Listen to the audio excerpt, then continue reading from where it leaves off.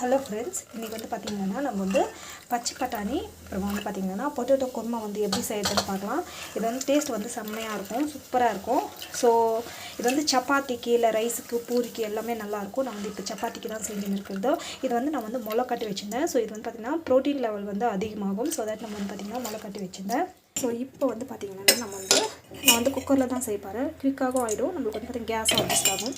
And இப்போ வந்து பார்த்திங்கன்னா நம்ம வந்து கடுகு, இது வந்து பார்த்திங்கன்னா சோம்பு போட்டிருக்கோம், கொஞ்சமாக டேஸ்ட்டுக்காக வந்து சோம்பு போட்டிருக்கேன். அப்புறமா சீரகம். ஸோ நம்ம வந்து பார்த்திங்கன்னா வெங்காயம் வந்து அரைச்சி வந்து விட்டுக்கலாம். அரைச்சி வந்து வெங்காயம் வந்து விட்டுக்கலாம். ஸோ இது வந்து பார்த்திங்கன்னா வெங்காயம் வந்து நல்லா வந்து வதங்கணும், அந்த பச்சை வாசம் போகிற வரைக்கும் நல்லா வதங்கணும். ஸோ பார்த்திங்கன்னா நான் வந்து ஜிஞ்சர் கார்லிக் பேஸ்ட் வந்து கொஞ்சமாக வந்து ஆட் பண்ணுறேன். இது வந்து டேஸ்ட் வந்து நல்லாயிருக்கும். ஸோ வதக்கி வைப்பாங்க. ஸோ வந்து பார்த்திங்கன்னா பெருங்காயம் வந்து ஆட் பண்ணிக்கிறேன்.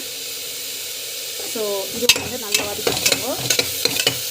ஸோ இது வந்து பார்த்திங்கன்னா டொமாட்டோ பியூரி வந்து ஆட் பண்ணிக்கலாம். டேஸ்ட் வந்து நல்லாயிருக்கும். ஸோ இந்த மாதிரி பியூரி மாதிரி பண்ணிக்கலாக்கா. ஸோ இதுவும் வந்து நல்லா வந்து பச்சை வாசனை வந்து நல்லா வதக்கிக்கோங்க. உப்பு வந்து தேவையான அளவுக்கு உப்பு வந்து ஆட் பண்ணிக்கோங்க. நல்லா வதக்கிக்கோங்க உப்பு போட்டு. ஸோ மிளகா பொடி வந்து ஆட் பண்ணிக்கோங்க. தேவையான அளவுக்கு வந்து மிளகா பொடி ஆட் பண்ணிவிட்டு நல்லா வந்து வதக்கிக்கோங்க.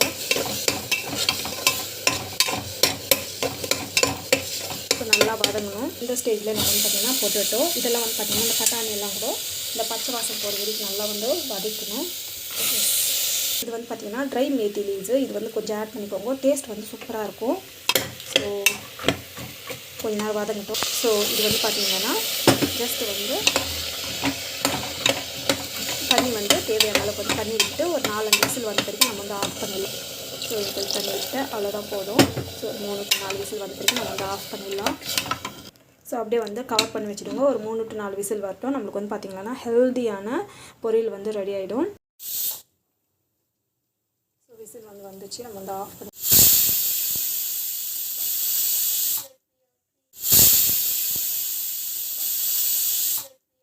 நம்மளுக்கு வந்து பார்த்திங்கன்னா இது நல்லா வந்து வெந்துடுச்சு. ஸோ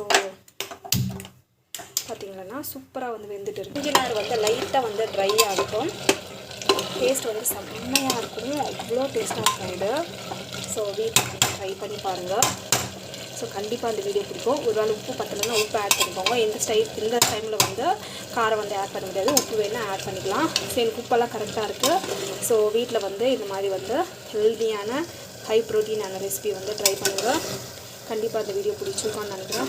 உங்களுக்கு அது பிடிச்சிதுன்னா ப்ளீஸ் சப்ஸ்கிரைப் பண்ணிக்கோங்க. Thank you so much. Bye from Maheswari.